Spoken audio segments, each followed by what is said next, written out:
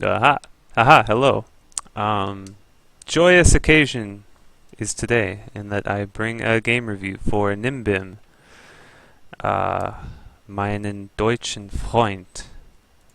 Uh, I thought I might try to speak some German, but they will all lach at me. So I'll try to keep the German to a minimum. This is a fairly short game, so I'm gonna concentrate mostly on the opening. I think it was over in about 100, yeah, about 100 moves. Um, so basically, it's just about opening. It looks like the ranks here are not exactly right. I don't know. I think he said this was on. Yeah, he hasn't touched his DGS account in a long time, so that's why the rank is low. On KGS, Nimbim's, I don't know, either like a solid 1Q or maybe a 1 Dan. I think depends on how much he's practicing. Um, so pretty good. And then his opponent is Manuel Fordan. So I don't know what the Fordan is. Have I gone on a rant before about? I'll keep it short, but like, I could say I'm 5 Dan because I'm 5 Dan AGA, but I'm only 4 Dan on KGS, and if I go to Europe, I don't know, maybe 4 Dan or 3 Dan even? Not sure. So I feel like if you say your rank, you need to qualify it with what it is. It's like if you ask me how tall I am and I say 6'3", in America, that's understood because they know I mean 6 feet 3 inches. If I go anywhere else and I say 193, that might be, I don't know. I don't know how people say their height in the metric system. Crazy metric system. Do you just say it in centimeters, or do you say like 1 meter 93 or just 193 centimeters? I don't know. But anyway, when you say a rank, you should say what system it's in to express it the best way. Clearly, you know. Anyway, talking's hard. I'm bad at talking. Okay, so far so good. Then we have this move. So this pattern, this Joseki is very fashionable these days. Still, well, actually, these days I don't see it get played too often in professional matches anymore.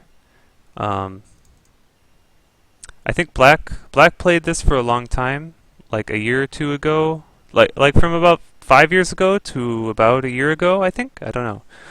And then recently it's been more this type of thing. And then white attaches here. Like this kind of thing is getting played. I'm not sure if this is the exact shape, but it's something like that gets played pretty often. So anyway, it seems like Black is favoring this attachment these days rather than the pincer. But anyway, so we get this one, and then Black plays here.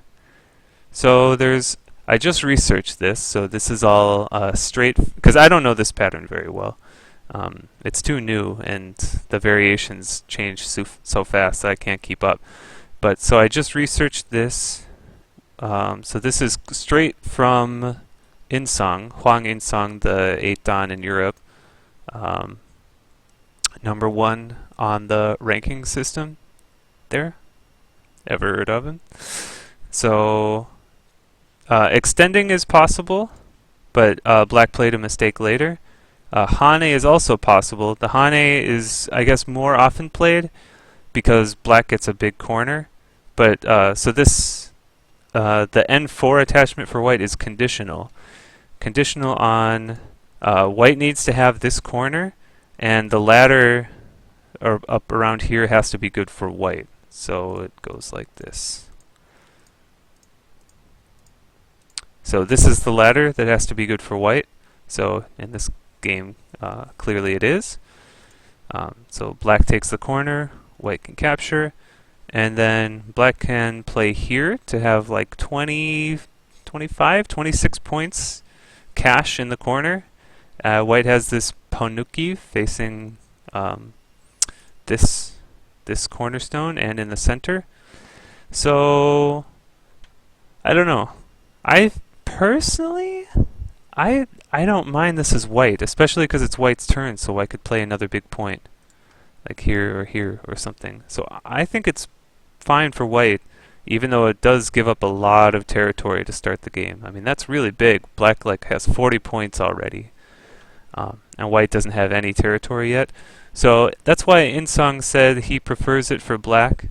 I think he doesn't like to give up so much territory as white. But, you know, it seems like, you know, this Panuki's so strong. So possible way to play. Oh, and so I said the two things, white has to have this corner and the ladder. So the ladder one is obvious, or pretty obvious. If this ladder is not good, then black can just bring this stone out, and white is split into two groups and bad situation. So it should be very easy for black to handle. But the other part was, if this corner is not white, so we'll say if it's not white, chances are it's going to be black. Could be empty, but we'll assume if it's black, then it's a lot harder for white to utilize this influence. It's still really nice, really strong shape, but the influence is sort of already blocked by this corner. I mean, it looks like the best that white's going to be able to do is play this approach, which is still, you know, fine, but giving up all these points in the corner to only get a fine result on the side, probably not good enough. So that's why oh no, I lost my variation. I should bring this way up. Look at all these variations I have. This review is going to be insane. So that's why for white to play this attachment, needs to have a good ladder and this corner. It's also possible, so Nimbim played this one, which is also possible, and so white's going to play this Hane, and then at this point, or maybe before, but at this point definitely Nimbim saw that if black just plays this sort of, you know, regular sort of way, it's a disastrous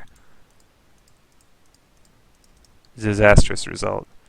So white's going to split black into two groups and get the corner, so really good result for white. So he didn't want to give that result. I'll go over the proper sequence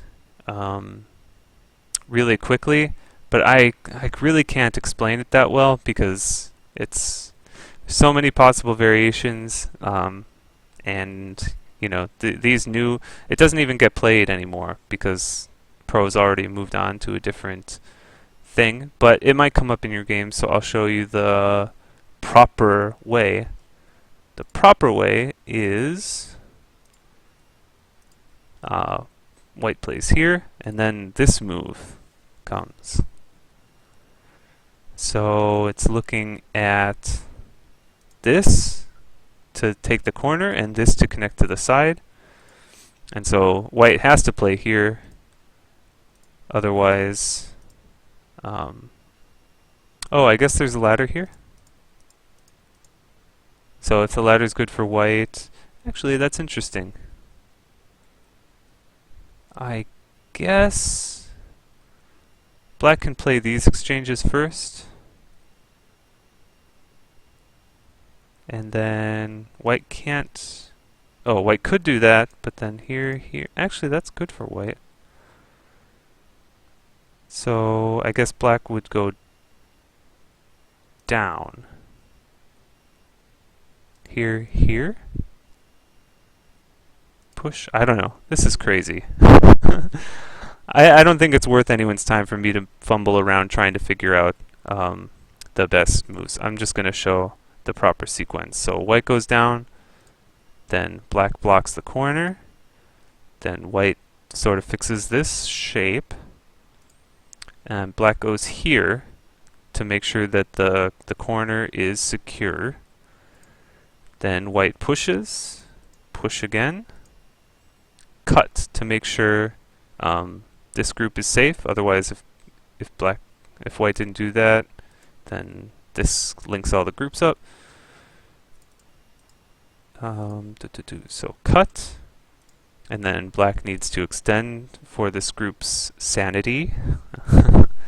Then white blocks here, which is very big to separate the R7 stone from the corner, and black has to save the corner. And so this is the finished shape. It's not really good for white because black gets the corner, black gets the bottom, and black gets an extension on the right. So white gets a few points on the bottom and this big wall.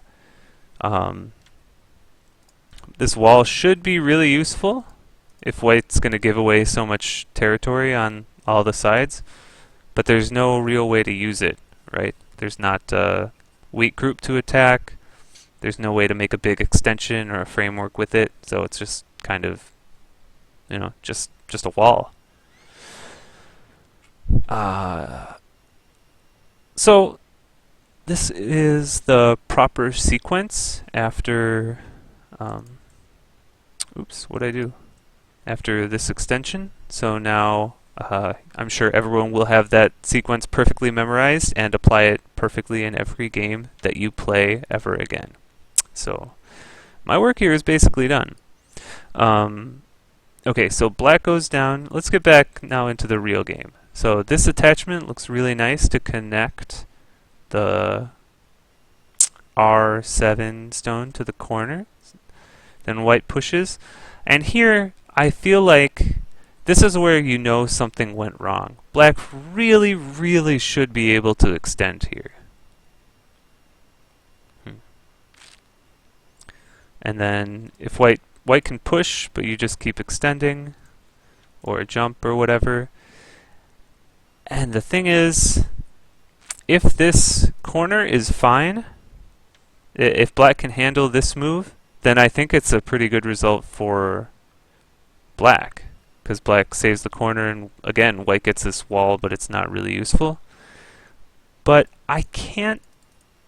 So I've gone through a bunch of different variations here, and I can't find a good way for black to handle this. So if you're watching this and you find something I missed, I would love to hear it from you, because this is really interesting, I think. So black can cut, and then it seems like, you know, white can't do this because black's got that helper stone at R7, so black can handle everything here, no problem. So can't go down there, so it seems like white is going to have to play the other side, and then, oh, it should be fine, right?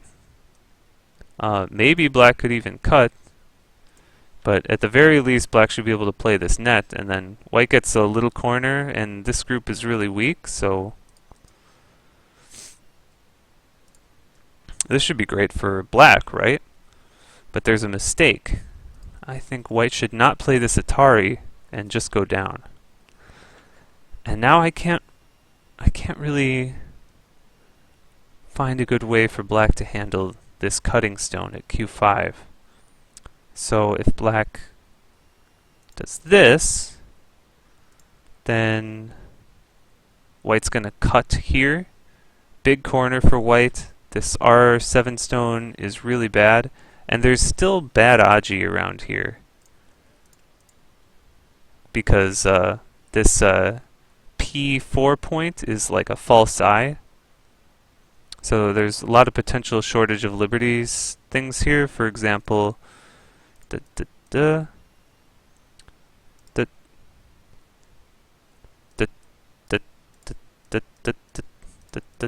oh no, the game's over.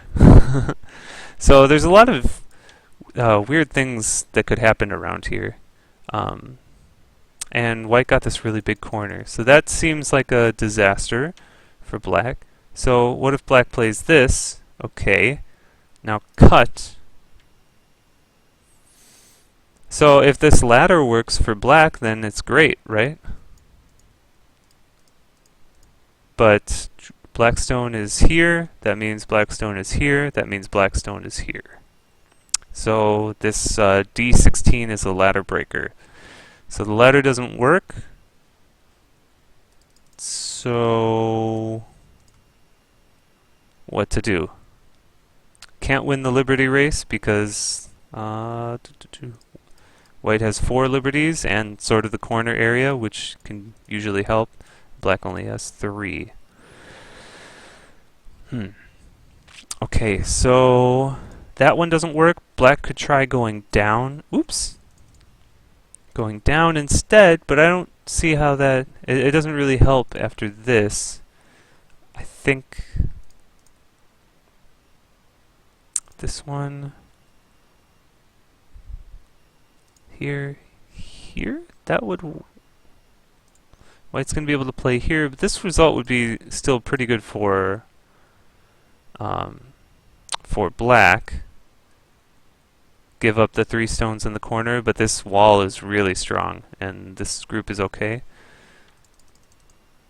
So... that's interesting. I think white would push out, though. And then... the cut doesn't really help.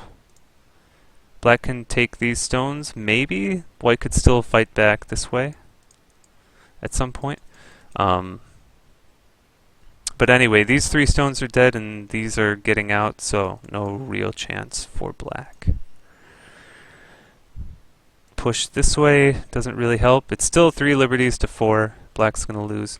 So anyway, all that reading, black should do all that reading, and I assume that Nimbim did because he realized he can't play this extension. He's got to come back and fix, so he plays here.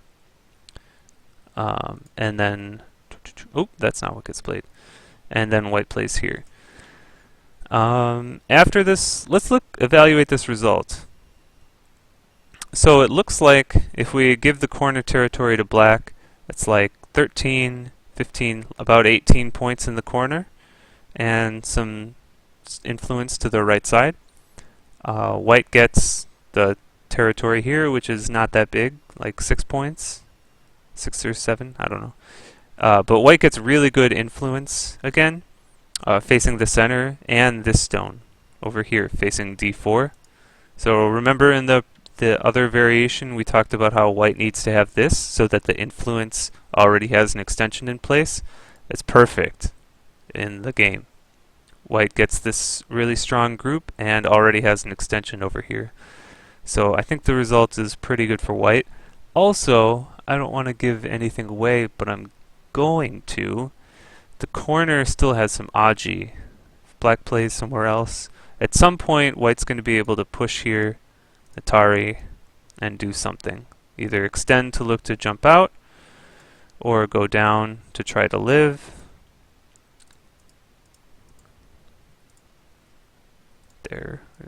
There. So we can't really count the corner as solid black territory. And since we can't do that, definitely it's got to be a good result for white, because this outside is really, really big. Okay, so black approaches here.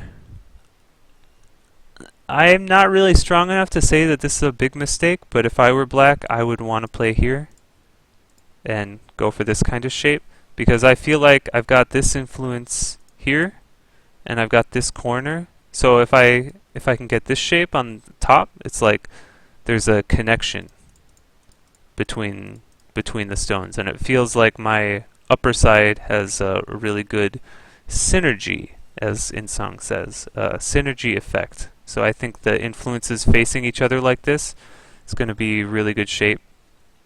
So that's the result I would try to go for. This is more saying I want to break up your area, and so the game is going to become smaller groups. which is okay, but different styles. But I'm also not sure if this approach is the better one for this corner. I almost feel like playing here is not crazy. You know, if white just answers, then and you get the regular pattern, it's ridiculously good for black, right? Because white used to have this big influence thing, and then now it's shriveled up and evaporated. So you probably expect white's going to kick and jump, and then black can extend. And this seems maybe too soon because black is a little bit cramped. White can attack, maybe, somehow. I don't know, and build a lot of territory on the left. So maybe it's too soon to play this way. That's probably why Nimbim approached the other side in the game. But I almost think... I feel like this one might be really good later.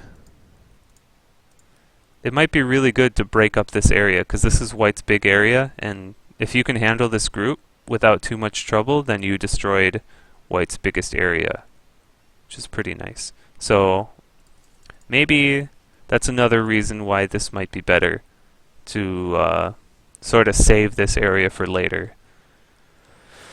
Okay, but we get the normal pattern.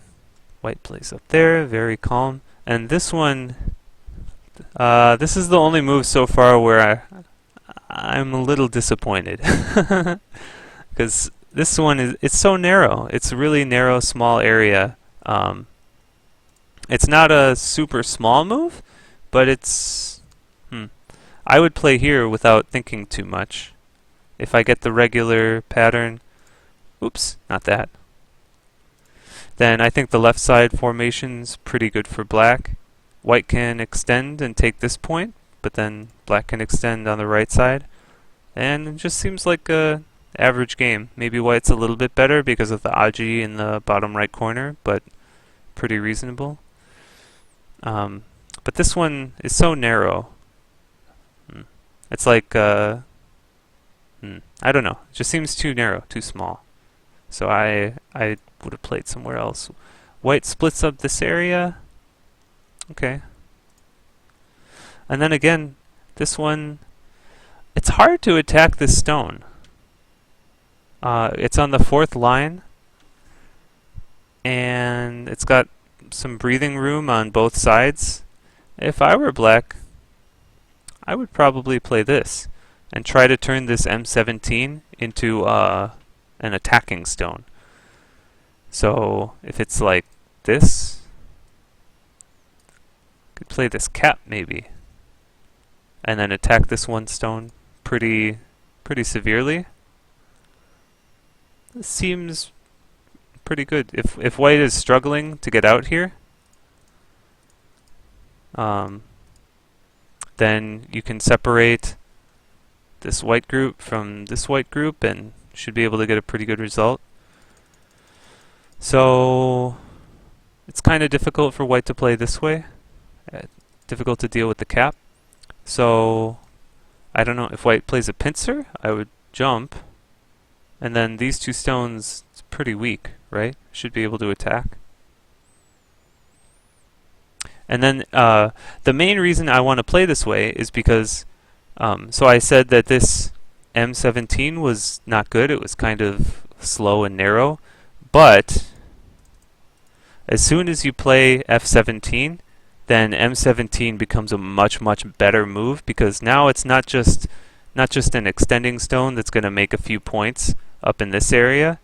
Now it's an attacking stone. You turned K17 into a weak group and you're attacking it, so you're going to get a lot more benefit out of it than if you just extend to make a couple points from your corner.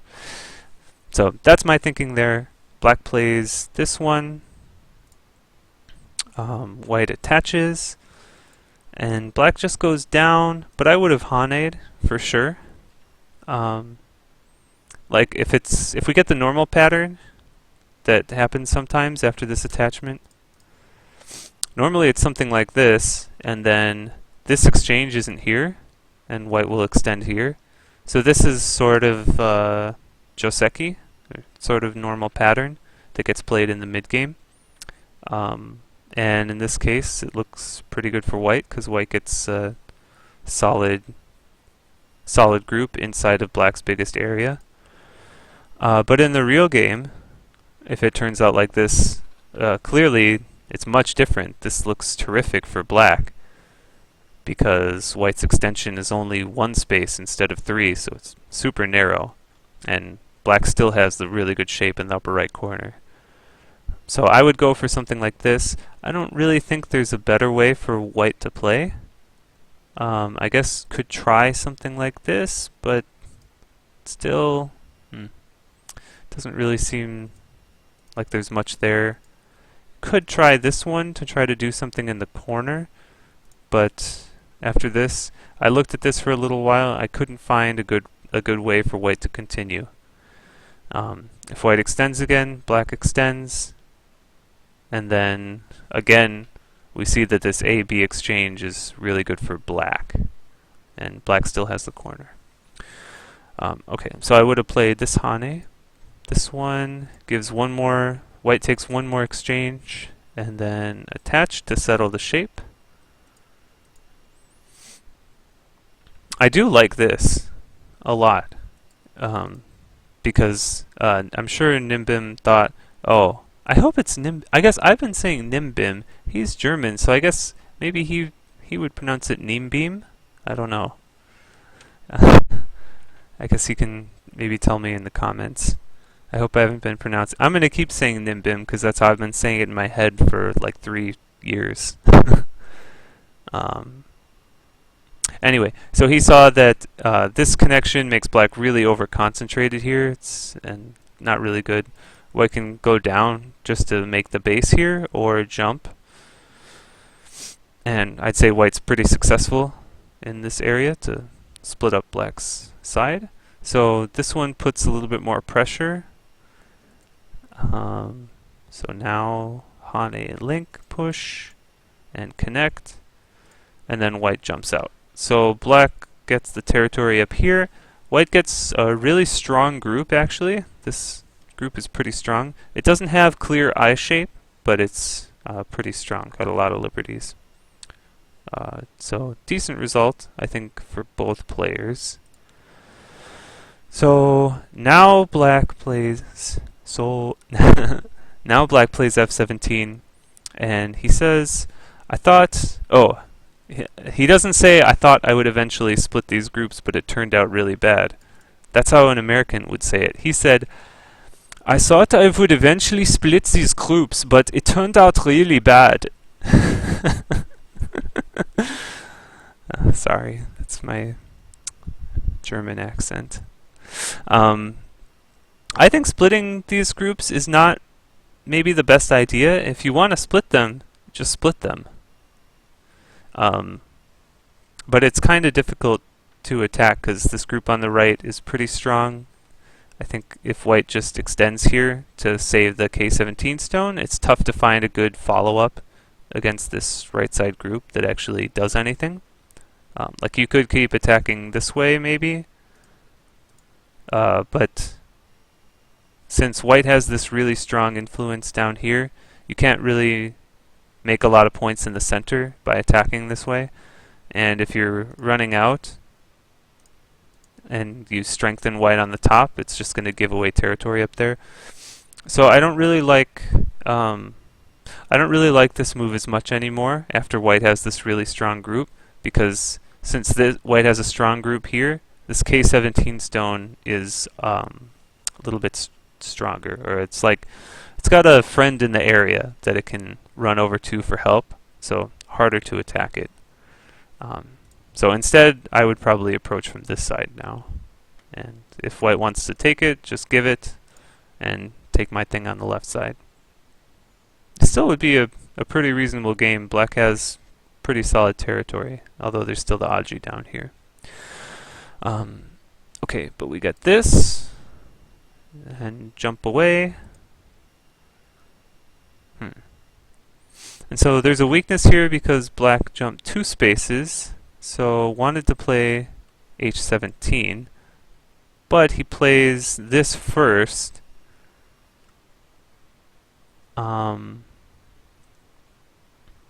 So I guess the idea is if black just plays here, white can play this.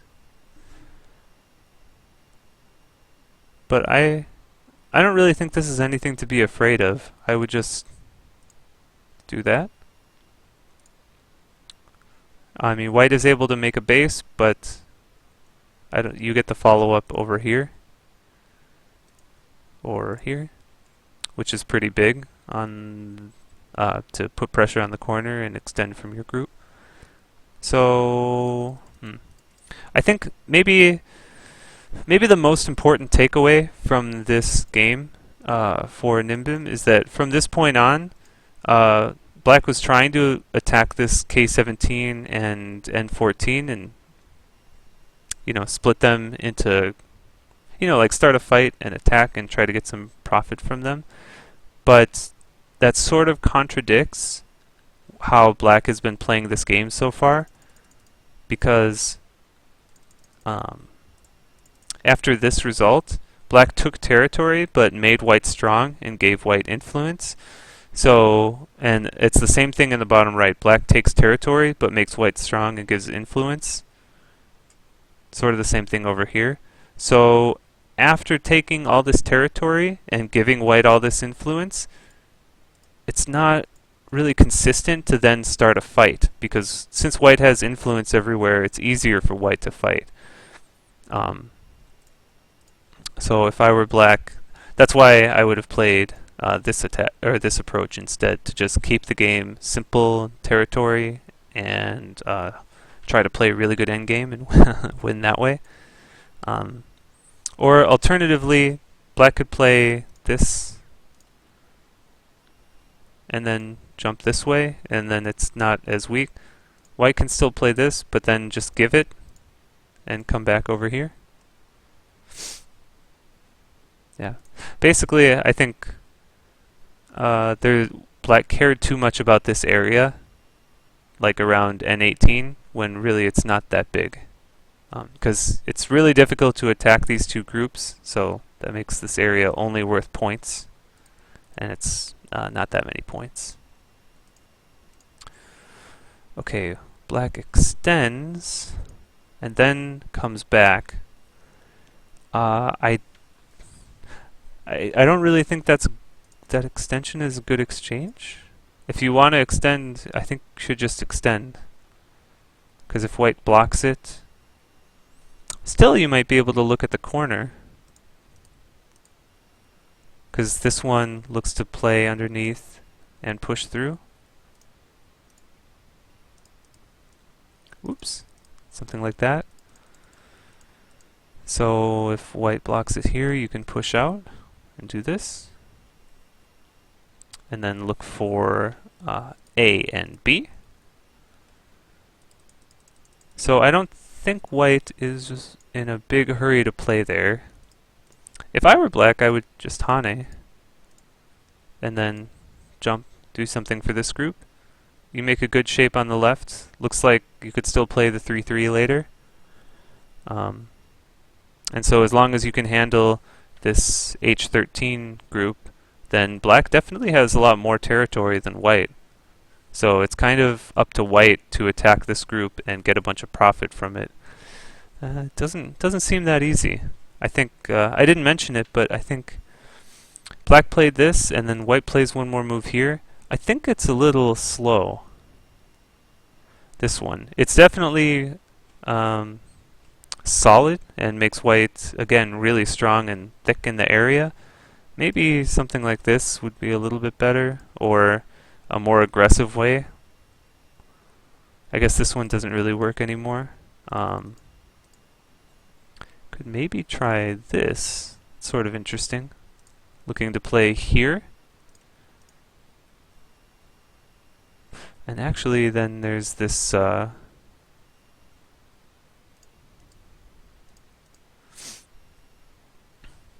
so these exchanges are possible, but the really interesting part about this is that there's still this cut, potentially. Yeah, it's pretty interesting. So maybe Maybe that's one way to play. If black fixes, then if you fix here, it feels more like Sente, because otherwise, I don't know. It seems like I don't know. Maybe it's not. Maybe I'm crazy. I don't know. Anyway, maybe this move is a little bit slow. Okay, let's keep moving. I'm out of touch. I feel like I'm taking too much time in these little areas, but okay, so white blocks the corner, which is very big, and then black jumps, because still this group could become weak. Then this one. So it'd be really nice if black could play this way. Go down, cover. That looks possible. It's actually not that easy for white to handle this, right? It looks like this. You have to do a lot of reading and make sure that it works for black, otherwise you can just lose the game.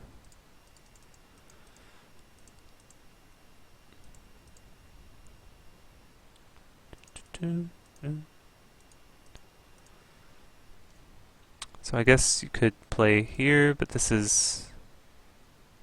Okay, this is really bad. So maybe push once and keep fighting like this. That seems pretty interesting. I would consider this. I don't know if it works or not. Maybe the fight is too good for white because white's strong everywhere, but it seems like if black can handle both these groups, then black should win on points. Because white only has this corner plus some territory down here. We'll assume black can make it from attacking. But black has this, and this. Assuming there's no Aji, but there is Aji, so the bottom right's not really solid territory. I don't know. That's one way to play. But so in the actual game, black just answers, and he said, now I'm committed to making this third line thing, which seems bad. Yeah, on the left it seems really flat. Black does get about 20 points. Not 20 points. 15, which is nothing to sneeze at. But white, these kind of exchanges where shoulder hit and then black answers like this, passively answering like this, sometimes it's fine. You know, there's the proverb, even a fool connects against a peep, and this is sort of similar, where this is sort of like a peep against this shape, so yeah, connect.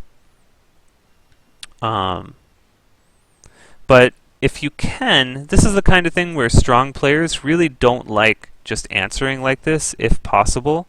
So that's why, not to say I'm a strong player or anything, but that's why my first thought is not connect like this. That should be my first thought.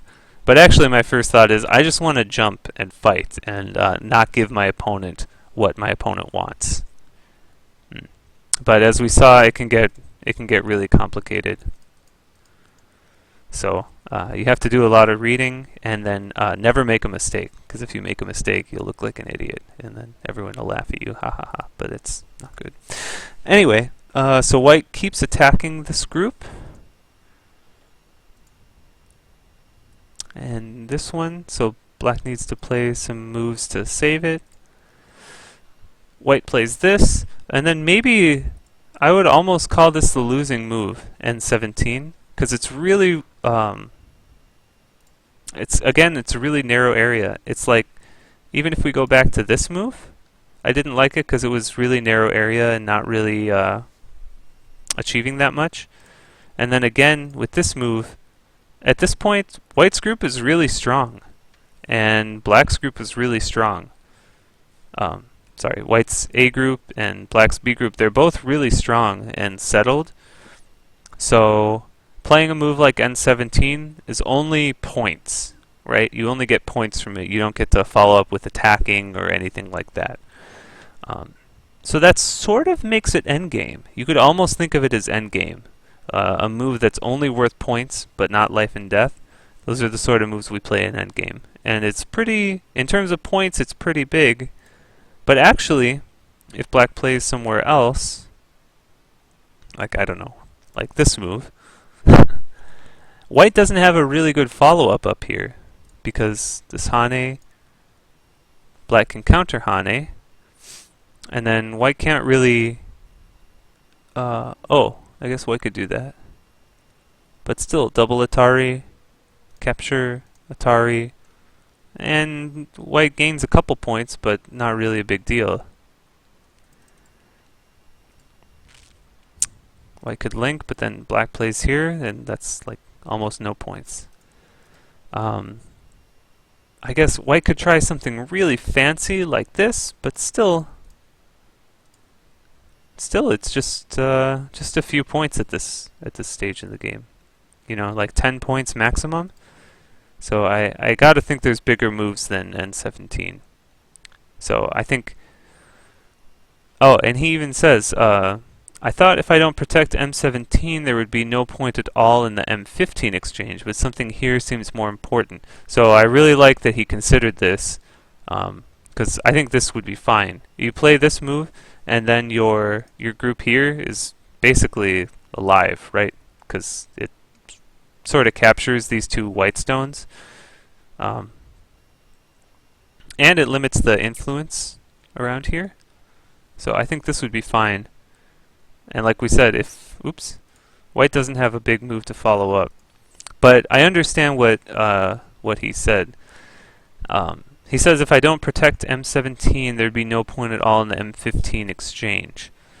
So that's true. And so when we play Go, you play a move, you can never take it back. So one of the probably the most important things that separates a pro from an amateur is that from the first couple of moves, they're always looking at the stones that are already on the board and trying to make them as efficient as possible. Like for example, if we go back to this one, so we talked about how this would be like a normal way to play. White really does not want to play like this because then it turns this exchange into a really bad exchange for white. So it makes white shape inefficient. White's move that was already played is now inefficient. So in the same sort of way, let's see if I can't get to it. I can't do a quick thing and get to it. My hotkeys are failing. And so in the same sort of way, I think Nimbim played this one, n17, because he wanted this m15 to not be a bad exchange. So maybe, I guess he was thinking that later on he might be able to bring it out like this. Still, I think white's probably just going to be able to answer like this. It's, you know, one Atari and then play here, and the shape is fine. But I understand the thinking. So here's another way to think about it, maybe. So black exchanged this earlier. So that's black plays one stone, white plays one stone. Then we keep going. Black plays here, white plays another stone. So now white has played two moves in this area. Black only played one. Keep going.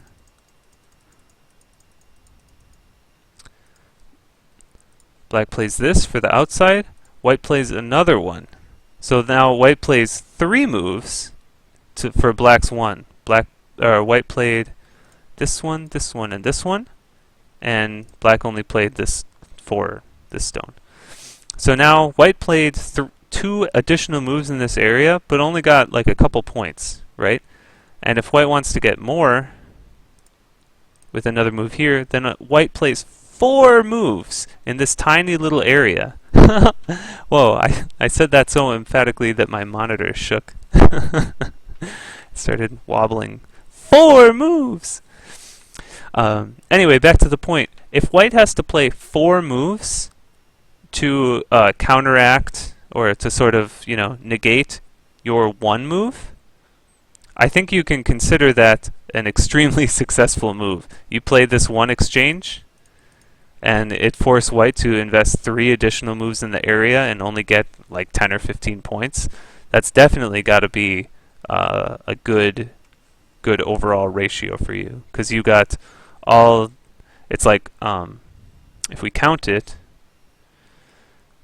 white plays 1, 2, 3, 4. White plays these 4 moves. Black played 1, 2, 3, 4. Right? So which 4 stones are more efficient?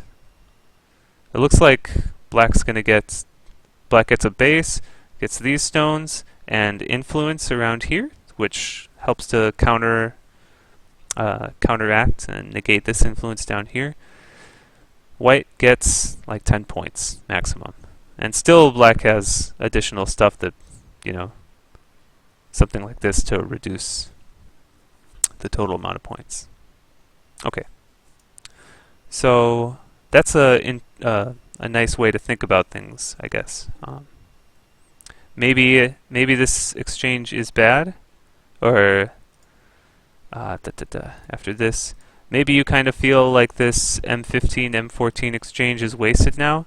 But another way of looking at it is that your opponent played so many moves in this tiny little area that even if it's a bad exchange, you got enough profit elsewhere on the board to make it worthwhile. Okay. So if we keep going, there's not really too much left to say. I guess black evaluated the position here and thought, okay, white's getting a lot of territory on the bottom by attacking this weak group. So if black just, I'm really bad at clicking today. If black just jumps away and connects out to save this group, then white's going to get way too many points in this bottom lower middle area. So can't play that way. So black has to try something like this to reduce, which looks pretty good reducing move. A couple options. It looks to connect over here or to just jump away. So fine, and jump away. But then now the timing is right. Black saves, and white activates the Aji in the bottom right corner. So black tried something with this one, looking to play here and separate, but it's not possible to kill. So after white goes down here to save this group and destroys a lot of black's territory, the game looks really good for white. So last ditch effort to see if I can attack white, but can't because of this. Not only is it this is a nice little move where it's fixing this A cut and also peeping here. So just a couple moves later, black resigns.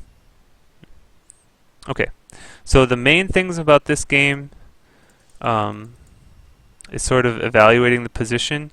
Don't worry too much about getting the right Joseki down here, even though this would be playable. Oh yeah, that's there's one other thing I wanted to talk about. This would be relatively playable if we were able to consider this corner as solid black territory, but it's not, because as we saw, white can push out with R4 to change the color of the corner. So one thing to consider, black could fix it this way, which is a little bit, it's definitely more solid for the corner. Now it's this, 0 total Aji in the corner, right? 100% territory. White still has to play this, but it's less influence for the outside, right?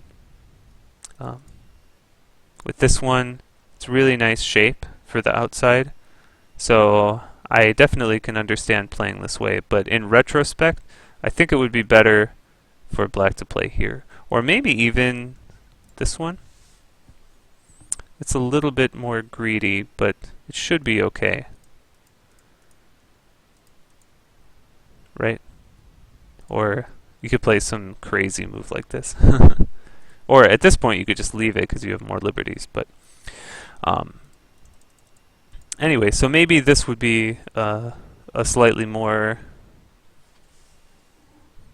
profitable way to defend the corner. But yeah, in retrospect, I think this was probably a mistake because it still leaves the Aji, and I'm sure probably Nimbim will agree. Okay, so the big things in this game, I think this pattern in the lower left is fine. I'm not strong enough to really say it's not good, but I personally would rather approach this way and try to build my own thing. This one, but this one, M17, is too narrow, too small area. I would either play this one, or you could, I guess, consider playing here, and if you get the first move, I guess maybe here, I don't know. Get the first move in this area, start to make this looking like territory. Looks pretty good. But this one, too narrow. But this Q12, I think, is a mistake, and I would play here to turn this K17. It's got double purpose, well, triple purpose. Number one, it looks to destroy white's corner. Number two, it turns K17 into a weak group. And number three, it turns M17 into a useful move. So does a lot of nice things. So that one, I would not miss it. That looks like a great chance for black to take the initiative in this game. But this one, it's kind of playing too close to strength. This one. And then this is a little bit too passive. Just take the corner, but give all these exchanges for white on the outside. So I would want to go for a little bit more. And then here, now this one, probably not good. And I think the biggest part of this game is that trying to attack these two groups is not really possible because white is really strong here, and white's relatively strong in the upper left. So I think it'd be better to just just play calm, normal way. And then later on, there's still a weakness here that black could look to invade after already taking the territory on the left side. Whereas in the game, white got the solid corner after this. So white got like 18 points or so. Roughly 18, could maybe not that much, maybe a little bit more, who knows. But roughly 18 points in the upper left corner. The other way, I'm never going to be able to find the right tree. This one, black gets more territory here, white gets less in the corner, and still this invasion is possible. So that's another way to think about it. You could save that invasion for later. Oops. Okay, and then the last thing was this N17. Kind of feels like the losing move to me. I would want to play here. And then, you know, if white wants to keep playing moves in this area to get 10 points, just give it. And okay, I'll play a bigger area. But this one's too slow, and it lets white get this big move. I didn't mention it, but this looks like a really nice attack because it's going to build a lot of territory on the bottom side while attacking black's weak group. So, well done for white. And then after activating this Aji and destroying the corner, no chance. So black can block, but then white just goes down to save it. Or here? No, here. Okay, so that is my review of Nimbim's match. I haven't been playing any of my own games on stream or on YouTube recently. I haven't really been playing much Go at all recently. And I don't know how much. I don't know if that'll change too much in the near future because I have a lot of other stuff going on in my life right now. Um, but but I have an idea. So I play in the Yunkuseng League. So December it's on break, but then in January it starts up again, and I'm uh, planning on playing again. So that's one match per week, and I treat them as really serious games. So that's why I have never streamed them before, because I want to focus on the game 100%. But I think I have to double check with Insong to make sure that he'll allow it. But I'm thinking that starting in January, I will stream all of those matches. So at least once per week, I'll have a high quality game posted to YouTube.